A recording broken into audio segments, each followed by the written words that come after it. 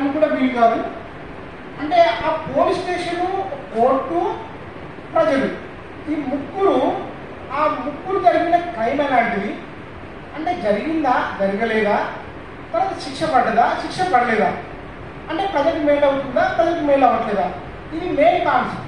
అంటే ప్రజాస్వామ్యంలో కోర్టులు, ప్రజలు, తర్వాత పోలీస్ వ్యవస్థ, అంటే ఇట్ ఇస్ ఈ ఎస్సీలకు సంబంధించిన ఈ అంశం.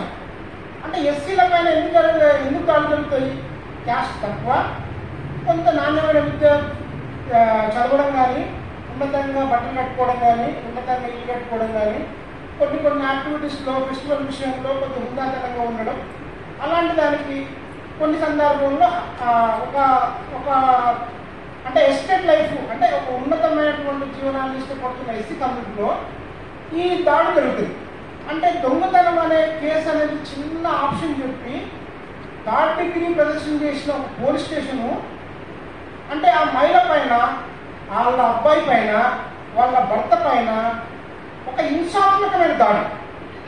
అంటే నేను ఇప్పుడు SC ST prevention of atrocity act 1989 వచ్చిన యాక్ట్ గురించి నేనేం కోరుకుంటున్నా అంటే ఒక పర్సన్ మానిటర్ చేయాలి ప్రతి పోలీస్ స్టేషన్లో. అసలు యాక్చువల్గా అతను ఏం చేయాలంటే ఎస్సీలు ఎంతమంది వచ్చారు, ఎస్సీలు ఎంతమంది పోయారు, ఆ ఎస్సీలకు ఈ పోలీస్ స్టేషన్కు ఈ కోర్టుకు ఏం జరుగుతుంది అతను రికార్డు చేయాలి. అంటే అసలు ఆ రికార్డు ఎలా ఉండాలి? ఒక డాక్యుమెంట్ రూపంలో ఉండాలి.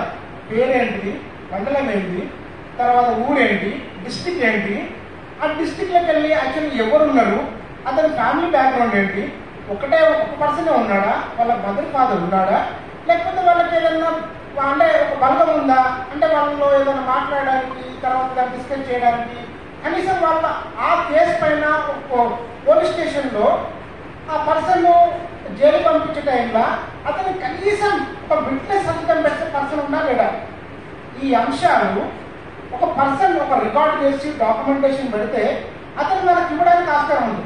అతని దగ్గరికి వెళ్ళి మనం మాట్లాడితే అతను మనం డిస్ప్లే చేస్తాడు. పోలీస్ స్టేషన్లో పోలీసు వాళ్ళు చెప్పరు, జడ్జిమెంట్లో వాదించే లాయర్ చెప్పరు, జడ్జిని అడగడానికి మనకు వీలు కాదు. ఆ విలేజ్లో ఉన్న సంఘటన చూసిన సాక్ష్యాధారం అంటే స్పెసిఫిక్ పర్సన్ కూడా చెప్పడానికి ఇష్టపడరు. అంటే ఇలాంటి కేసుల్లో, ఇలాంటి సందర్భంలో ఒక దళితుడు ఎలా ఆర్థికంగా ఎదుగుతాడు?